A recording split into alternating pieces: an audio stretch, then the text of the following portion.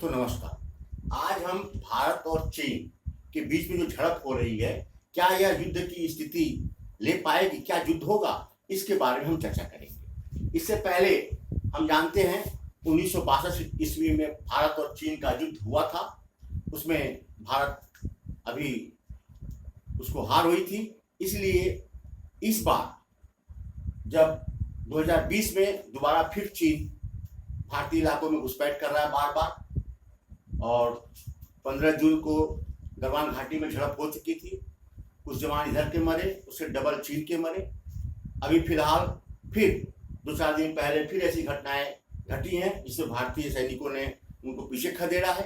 अब देखना है कि क्या 62 की स्थिति दोबारा होती है युद्ध, और होती है तो कौन विजयी होगा। यह एक बहुत ही रोचक विषय है। देखिए 62 में जब युद्ध, पहले हम भारतीय अपने रिपब्लिक भारत के जन्म कुंडली के ऊपर पहले विश्लेषण करते हैं। भारत की जन्म कुंडली वृष लग्न की कुंडली है और लग्नेश शुक्र यह पराक्रम भाव में बैठा हुआ है, और पराक्रमेश चंद्रमा स्वयं खुद पराक्रम भाव में बैठा हुआ है। तो पराक्रमेश चंद्रमा का इस समय महादशा भी चल रहा है। और उस समय जब चीन ने 62 में जब भारत पे आक्रमण किया था तो उस समय शनि का महादशा चल रहा था। शनि के महादशा में राहु का अंतर्दशा और चंद्रमा का प्रत्यंतर दशा। उस समय चूंकि शनि वृष लग्न कुंडली में शनि यह कारक ग्रह है, यह भाग्येश भी है और कर्म क्षेत्र का स्वामी भी है। किंतु चंद्रमा और राहु के अंतर्दशा में, चंद्रमा के प्रत्यंतर में भारत की हार हुई थी। किंतु अब 2015 से लेकर 2025 ईस्वी तक चंद्रमा का महादशा शुरू हो चुका है, और यह चंद्रमा वृष लग्न कुंडली में यह पराक्रम भाव का लॉर्ड है। यानी भारत के पराक्रम का, विजय का ये लॉर्ड चंद्रमा है। ये अपने ही राशि में बैठा हुआ है, कर्क राशि में, और इसका महादशा चल रहा है। तो निश्चित रूप से चंद्रमा के महादशा में जो भी अगर भारत से टकराएगा तो उसको अपने मुंह की खानी पड़ेगी, उसको हटना पड़ेगा, पीछे हटना पड़ेगा। ठीक है, जिनके पास संसाधन सैनिक अधिक होंगे, किंतु अपने आत्मबल, अपने विश्वास, अपने पराक्रम से भी युद्ध होता है, जो कि यह भारत के फेवर में और पक्ष में है।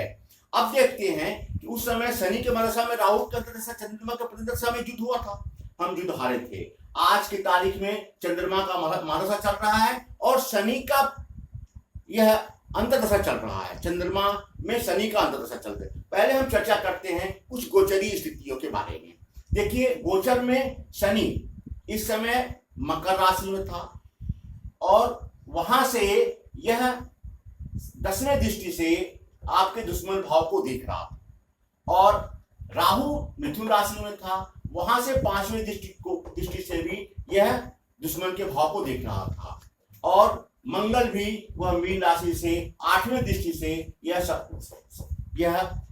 6ठे भाव को, दुश्मन के भाव को, और ये रोग के भाव को, कर्ज के भाव को देख रहा था। शनि की जो दृष्टि पड़ रही है 6ठे भाव पर, क्योंकि तुला राशि पड़ रही है, तुला राशि शनि का उच्च राशि होता है, तो एक प्रकार से दुश्मन को उपजाएगा और उसको खत्म भी करेगा। और देखे हैं जैसे भी इन्होंने गलवान घाटी में आगे बढ़ा, जितने भी हमारे सैनिकों को अगर इन्होंने मारा, उससे डबल सैनिक उनके मरे।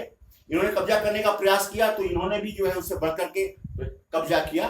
किंतु आज की तारीख में 30 सितंबर शनि बकरी होकर के धनु राशि में आ गया है, और 17 सितंबर को राहु गोचर से मिथुन राशि से वृष राशि में जाएगा।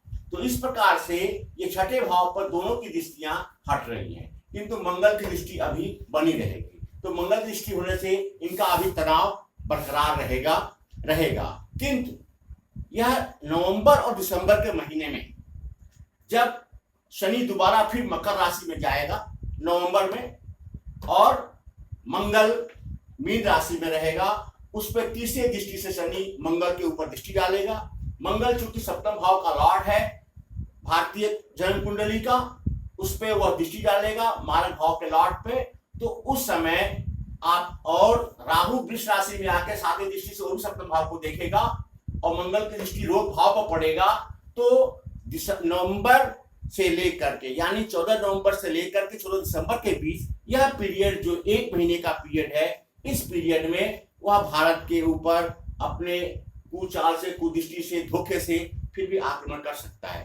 किंतु सब कुछ के बावजूद भी पराक्रम का मानसा चल रहा है। भारत कहीं भी पीछे नहीं हटेगा और विजय इसी को मिलेगा और चाइना को मुंह की खानी पड़ेगी। किंतु नवंबर और दिसंबर के महीने में 2 महीने हमारे भारतीय जवानों को थोड़ा सावधानी पूर्वक कार्य करने हैं। और चूंकि इसलिए कि गोचरी दृष्टिकोण से चूंकि शनि का जो दृष्टि पड़ रहा है यह दुश्मन के भाव पे, तो दुश्मन को क्रिएट भी करेगा और खत्म भी करेगा। तो यह नवंबर में दृष्टि पड़ेगी तो दुश्मन को खत्म तो करेगा, किंतु जो मंगल पे दृष्टि पड़ेगी शनि का, और मंगल का स्वयं जो है वह इसके ऊपर दृष्टि पड़ रही है, मारक भाव में पड़ रही है, राहु की पड़ रही है, तो इसलिए यह थोड़ा सा जो है ज्यादा खून खराबा नुकसान हो सकता है। तो इस प्रकार से हम देखते हैं कि नवंबर और दिसंबर के महीने में थोड़ी सावधानी की जरूरत पड़ती है और उसको करना है, किंतु विजय भारत की ही होगी। उसके बाद फिर स्थिति संभलेगी और फिर भारत जीतेगा, इसमें कोई दो राय नहीं है। तो यही जन्म कुंडली का विशेषण है। चाइना अगर पहले की तरह आंकता है कि वही 62 का अगर भारत है तो यह उसकी बहुत ही गलतफहमी है। समय चंद्रमा पराक्रम का भाव चल रहा है और निश्चित रूप से भारत की विजय होगी। जय हिंद, जय भारत। Thank you.